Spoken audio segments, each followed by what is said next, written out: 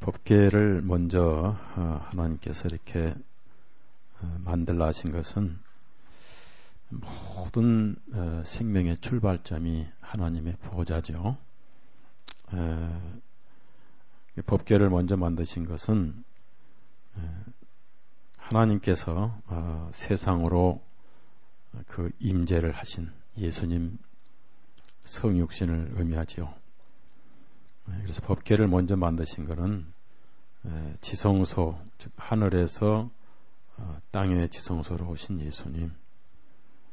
그래서 땅에다가 보호자를 만드시고 죄를 정리하시고 이렇게 백성을 만나주시는 첫 번째가 법궤라는 것을 드렸고요. 왜 하나님께서 두 번째 빵을 진설하는 상을 만들게 하셨는가 묵상을 좀 많이 해봤습니다. 성막에 대한 책들이 많이 나와 있는데 우리가 먹기에는 좀 우리가 배우기에는 맞지 않는 그런 책들이고 참 이 세밀하게 이렇게 묵상하기가 좋은 책들이 많지 않습니다. 이제 두 번째는 상을 만드신다. 그 말은 상을 차리는 것은 참 항상 즐겁죠. 잔치상 하면은 항상 복되고 즐겁다. 제사상 차리는 것을 빼고는 항상 상 차리는 것은 복되고 즐겁고 풍요하다는 얘기죠. 그래서 예수님이 3년 반 동안 이스라엘 땅에 그리고 세상에 은혜의 상으로 사역하신 것을 의미하죠. 그래서 먼저 상을 베푸셔서 은혜를 주시고 또 교제하시고, 상이라는 것은 혼자 먹는 게 아니다. 교제를 의미하죠. 그래서 이 상이 3년 반 동안 이스라엘 땅에 예수님이 육신으로 사역하시면서 상이 되셨고, 동시에 또 빵이 되셨죠. 그리고 여기 주목할 만한 구절은 30절 보면요, 상 위에 진설병을 두어 있는데, 옛날 우리나라 번역은 떡병자죠. 그런데 이스라엘은 빵입니다. 빵. 항상 진설, 즉 진열시켜 놓은, 우리말로 말하면 차려놓은 빵이다. 차려놓은 빵을 두어 언제까지 있게 하냐면 항상 있게 할지니라. 하나님 앞에 있게 할지니라. 그래서 오늘 이 차려놓는다는 것은 누군가 와서 먹으라는 얘기죠. 초청을 하셨다는 얘기입니다. 과거에는 상도 없었고 빵도 없었는데 예수님이 오셔서 상이 되시고 빵이 되시고 그 다음에 초청을 하셨는데, 항상 차려놓은 빵이고 항상 초청을 하시기 때문에 그 초청에 아멘하고 가서 믿음으로 먹는 게 그 은혜에 동참하는 것이죠. 그래서 상을 차리고 손님을 초청한다는 것은 참 복된 일인데, 손님은 가서 은혜를 먹는 복이 있고, 차려놓은 사람은 은혜를 주는데 복이 있고, 그분이 예수 그리스도입니다. 그래서 여러분도 손님을 많이 초청하세요. 어렵게 차리든 적게 차리든 많이 차려놓고 손님 대접하기를 힘쓰라 그랬죠. 부류 중에 천사를 대접하고, 그런 그 영적인 진리를 우리가 이제 공부를 하는 겁니다. 그래서 이 상은 언제까지 차려있느냐 하면은 땅에 있을 동안만 차려있는 거죠. 그래서 오늘 우리에게 차려진 것은 바로 신구약 성경이고, 특히 신약은 우리에게 차려진 영적인 양식입니다. 그래서 이 떡을 생명의 빵이다. 또 영양가 있고 배가 부르고 맛있는 전혀 방부제가 없는 그런 참 순수한 그런 빵이시죠. 그래서 이 빵을 먹지 않는 사람은 생명이 없습니다.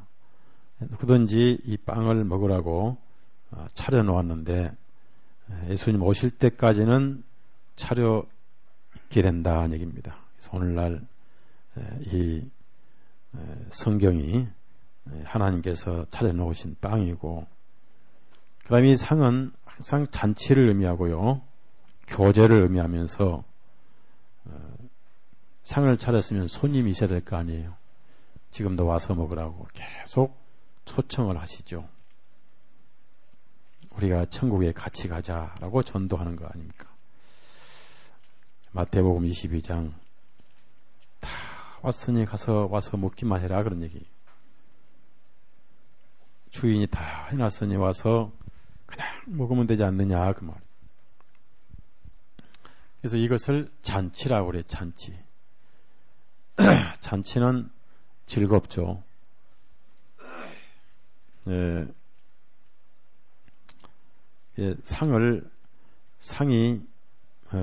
상이 흔들거릴 정도로 많이 차리면 좋죠. 제가 지난 주일날 저녁에 부안에서 우리 모임 가졌을 때, 제가 지난 주일이죠. 그 부안이 이제 바닷가더라고요. 그래서 거기에 살아있는 해 또 떠다 놓고, 또 그 꽃게 말고 그 바다에 다니는 무슨 개가 있어. 참게장을 그렇게 참게장이 맛있더라고요. 하여튼 뭐 찌개에다가 아주 그렇게 맛있게 차렸어요. 근데 목사님이 이제 거짓말 하시더라고요. 차린 거는 없는데 많이 드시래. 없으면 못 먹지. 어떻게 변변치 못하지만 이렇게 해야죠. 근데 차린 건 없는데 많이 드시라는 거예요. 그래서 목사님 거짓말 되게 하는구나. 사람이 거짓말 웃나 사람들은 습성이 됐는데 그런 거짓말하면 안 되죠. 마태복음 22장 1절부터 그래서 이 잔치라 그래서 잔치 22장 1절에서 4절까지 읽습니다.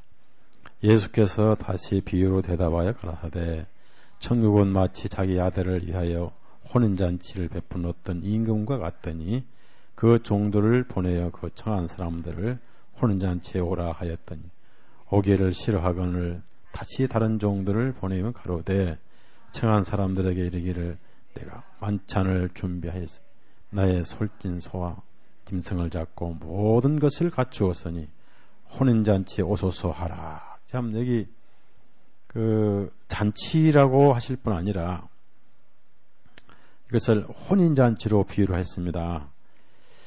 인생에 있어서 가장 복되고 즐거운 잔치는 혼인잔치고 또 한 가정이 되고 하나가 되는 것을 의미합니다. 이것을 죄인이 주님과 만나는 구원받는 것을 이렇게 표현하신 겁니다.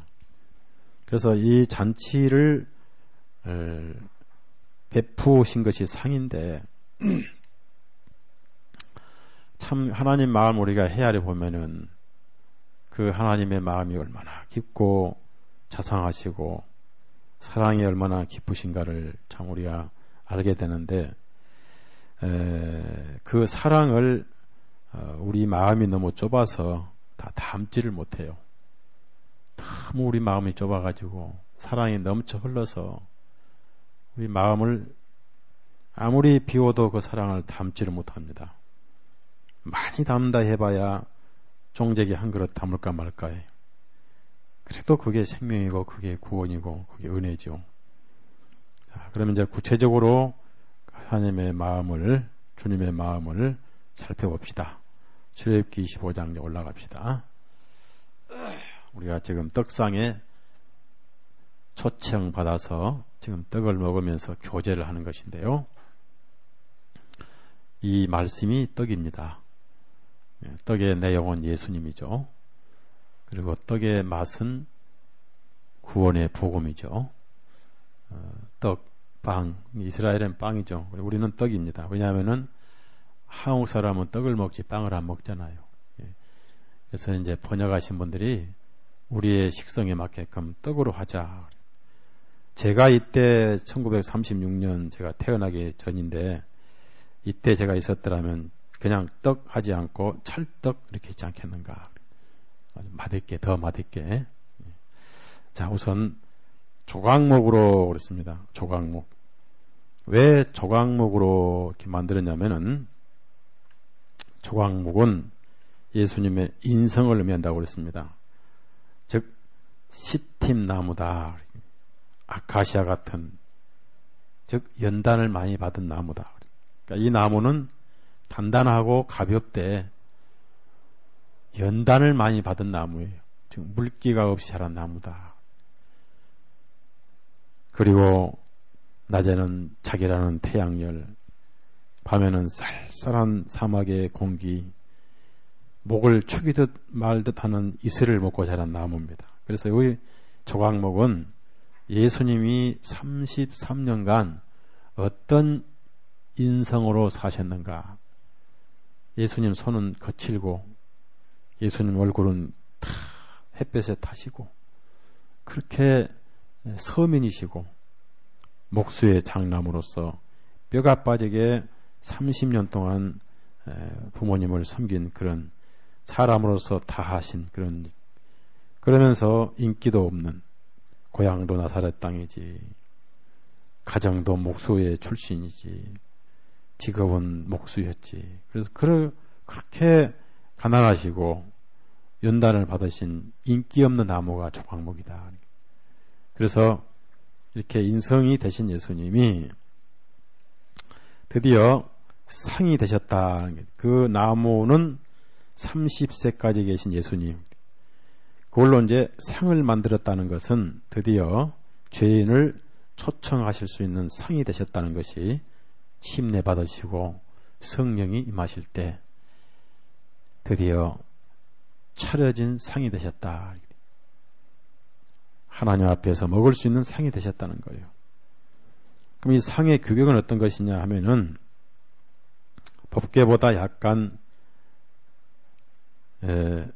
길이가 짧죠. 법궤는 길이가 2규빗 반인데 상은 길이가 2규빗이죠.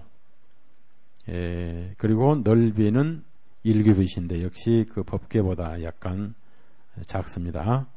그리고 높이는 법궤와 그 궤 상자와 그리고 이 상은 1규빗 반이다. 1규빗 반이면 팔꿈치에서 엄지손가락 끝까지 이렇게 1규빗이거든요. 이게 반이니까 팔 하나지, 팔 하나. 그러면은 이 상보다 약간 낮아요. 약간 낮는데, 약간 낮습니다만은, 자, 성막은 의자가 없죠. 서서 먹어야 되겠죠. 그런데 상이 높지도 않고 너무 낮아서 엎드려 먹지도 않고 쉽게 손이 닿아서 먹을 수 있는 아주 편하다 그 말. 또 이게 너무 커버리면 이동하기도 힘들고 빵을 6개를 이렇게 12개를 만들어서 6줄로 넣는데 그게 딱 한 가지 규격이 없어요. 빵 덩어리는 만드는 자의 임으로 만들게 되어 있어요. 무슨 말씀이냐면은 우리가 주님을 누릴 때 자기 분량만큼 누리는 거예요. 자기 분량만큼. 그러면은 자매님들은 조금 먹어도 배가 불러요? 많이 잡숴야 배가 불러요? 예? 저는 많이 먹어야 배가 불러요. 왜냐하면 늙었으니까 금방 배고프거든요. 수년만 잘 몰라요, 제 속을. 정말 나이 들면 무슨 힘으로 살아요? 근데 그걸 모르더라 그 말이에요. 정말 배고파요. 무슨 말씀이냐면은 이 떡의 규격은 만드는 자의 재량이란 말이에요. 떡의 규격의 빵을 12개를